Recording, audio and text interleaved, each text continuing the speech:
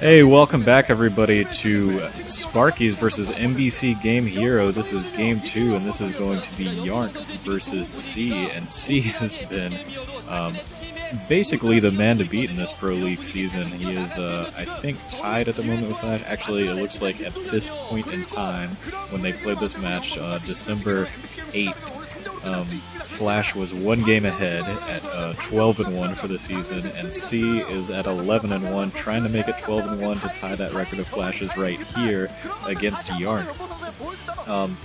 Right here, it was showing YellOw has 4 wins over 2 in their careers, I guess, against C. And I actually looked it up, and I think they're excluding this most recent World Cyber Games Korea qualifier, where YellOw also beat C. So YellOw is actually 6-3 when playing C, so he has historically had C's number. This is YellOw versus C, by the way, if I hadn't actually spelled that out. And this is going to be C here as the orange Terran in the northeast position, and YellOw is going to be the purple Zerg in the southeast position, and they are playing on Outsider SE. So a slightly Zerg-favored map. Not to mention that YellOw has played successfully against C many times, even pretty recently, if you're considering that World Cyber Games Korean qualifier. And but the other thing is, when I was looking at their record against each other, there was a slightly cryptic pattern that showed the very first game that these two ever played against each other, C won, and then YellOw came back and won the next 2, and then that same thing sort of happened in the Pro League after that. That was in an OSL a long time ago, and then but in a Pro League series, then C won 1 game, and then the next 2 Pro League games, YellOw won. And then, coming into the World Cyber Games Korea, C took the first game, and then YellOw won 2. So anyways, my point is, the pattern that was showing up was that YellOw would lose, and then win 2, and then lose, and then win 2. And he is at that point in the cycle where he has won 2 games, the 2 games in the World Cyber Games Korea qualifier where he eliminated C. And so, if that pattern holds, C should have a slight upper leg in this matchup, maybe. Maybe YellOw just can't string together 3 wins. Maybe C says, hey, this guy's beat me twice in a row, I've got to prepare more. Or maybe you just run into a situation like this, where C is probably on his best Pro League run ever, starting off this season at 11-1, and he's really the reason that MBCGame Hero has become a team to contend with this season. C has always sort of had the ability. He's definitely an excellent player, but the way that he has stepped up for the team has brought MBC back into the light. Excuse me. Early expansion going down for YellOw, I think a 12 hatch. He still hasn't put down his his extractor. He doesn't have a spawning pool going up. 1 racks just so far, and they have both scouted each other pretty early. YellOw sending out a drone scout as well, which may or may not have been his downfall when he was... Wait.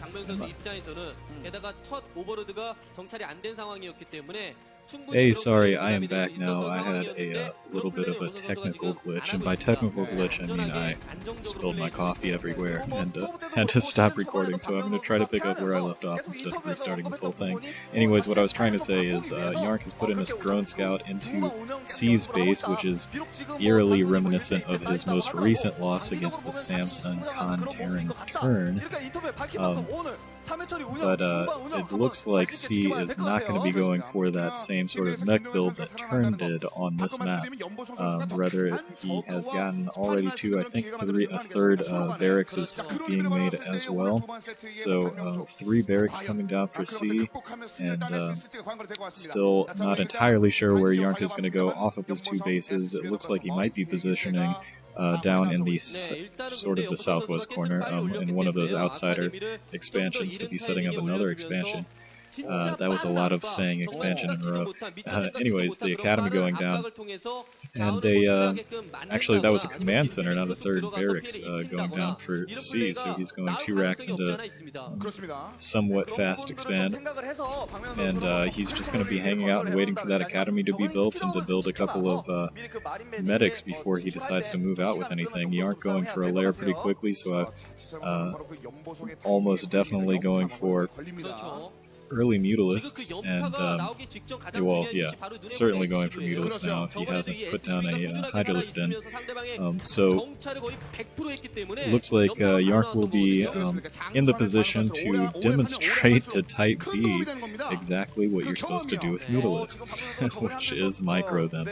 It was kind of a weird Mexican standoffish game last match with Type B and Saint, and yeah, that was just somewhat peculiar. Anyways, Yark finally clearing out the SEV scout, and it looks like C is going to be pushing in with it when his first medics are coming in. 3 Sunkens going down for Yark. He hardly has any Zerglings on the field though, only a couple of them.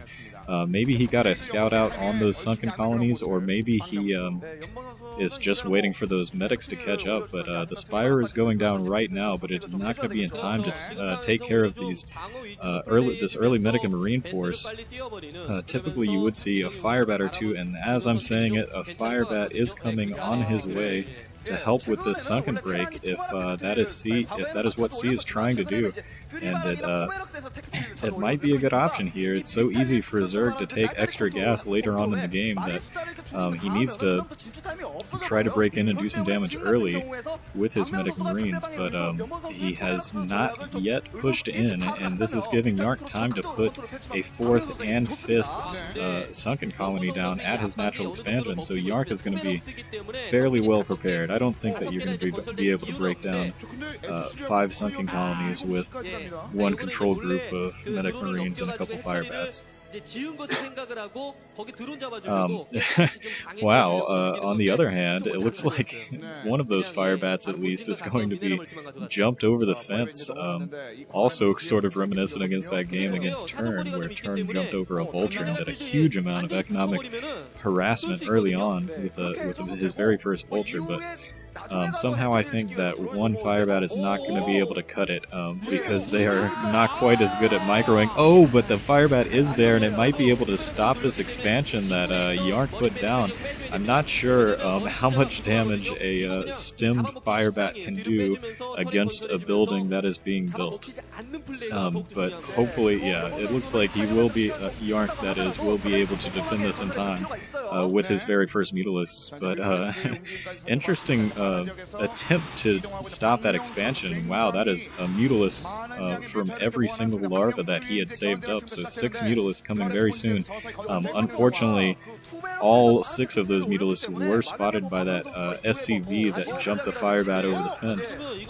So C is fully, well, maybe not fully prepared quite yet. The missile turrets are still going up. Well, they are fully prepared now, but he definitely got a full scout on how many Mutalisks there were going to be right away. So it looks like C is going to be pretty well prepared against this, so hopefully, at the very least, Yark will be able to just keep these Mutalisks alive a little bit, but he is getting a little bit trapped over. He decided to move all the way back into the back corner of C's base, and he's going to be able to pick off a couple of Marines, or excuse me, a couple of SCVs, but that Medic and Marine force is still alive, and he took pretty heavy damage by all of his Mutalisks right there. Slightly worrisome, and a very, very fast hive, and 2 Evolution Chambers coming down. That is looking to me like he wants to go very early Ultralisks if he's going to be putting down 2 Evolution Chambers to get very quick upgrades. That's generally an indicator of Ultralisks coming in the future, and not to mention that Yark also put down his 3rd expansion after he jumped his drone over the mineral line. He put his natural expansion at that double gas, so he will be able to get 4 gas pretty immediately if it's not already running. And his hive is almost done, and so if that 4 gas is already mining, he should be able to switch